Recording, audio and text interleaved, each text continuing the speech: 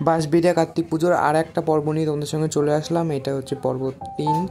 আর হচ্ছে এখানে আরও দারুণ দারুণ সুন্দর সুন্দর প্যান্ডেল, একদম বেস্ট প্যান্ডেলগুলো তোমাদের সঙ্গে শেয়ার করছি আমি। এটা হচ্ছে বাঁশবেড়িয়া সতীর দেহত্যাগ পূজা। তোমাদের আমি আগেই বলেছি বাঁশবেড়িয়ায় কার্তিক পুজো ছাড়াও আরও অনেক সুন্দর সুন্দর পুজো হয়। কার্তিক পুজো তো হয়, তার সঙ্গে আরও সুন্দর সুন্দর পুজো হয়। আর এটা হচ্ছে সতীর দেহত্যাগ পূজা। দারুণ সুন্দর ছিল, পুরো নারকেলের এই যে খোল দিয়ে এই প্যান্ডেলটাকে পুরোপুরি ইউজ করেছিল ওরা। এছাড়া হচ্ছে তোমার কামরাঙা ফল, তারপর হচ্ছে তোমার এখানে বাঁশকাঠি, তারপর হচ্ছে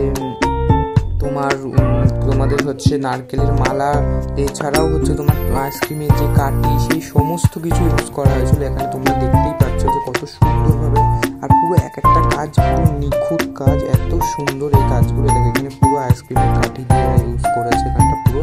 আর এই যে ওপরগুলোতে পুরো কামরাঙা, এছাড়াও আরও অনেক জায়গাতে কামরাঙা, মানে নানা রকম শুকনো কামরাঙা ব্যবহার করেছে। এবং এদের থিম ছিল হচ্ছে জঙ্গলে আদিবাসী নিয়ে, খুব সুন্দর একটা থিম ছিল।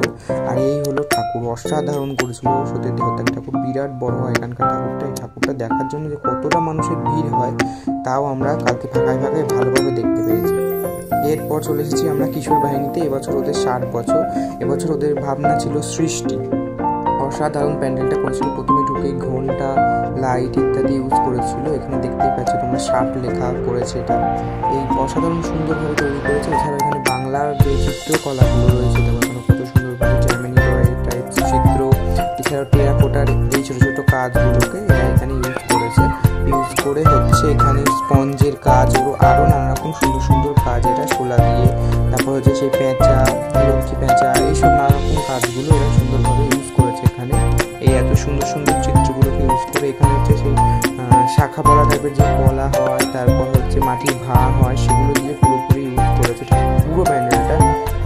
হালকা চুমকি, কড়ি ইত্যাদি দিয়ে ইউজ করে দারুণ সুন্দর প্যান্ডেলটা ফুটিয়ে তুলেছে কিন্তু এরা। আর এই হলো এখানকার ঠাকুরটাও তেমনই সুন্দর হয়েছে। ঠাকুরের যে জায়গাটা, সেই জায়গাটা এরকম পাখা আকৃতি শোলা দিয়ে করে এত সুন্দর করেছে। আর আমার ভিডিওগুলো ভালো লাগলে অবশ্যই লাইক, শেয়ার এবং সাবস্ক্রাইব করে দিও।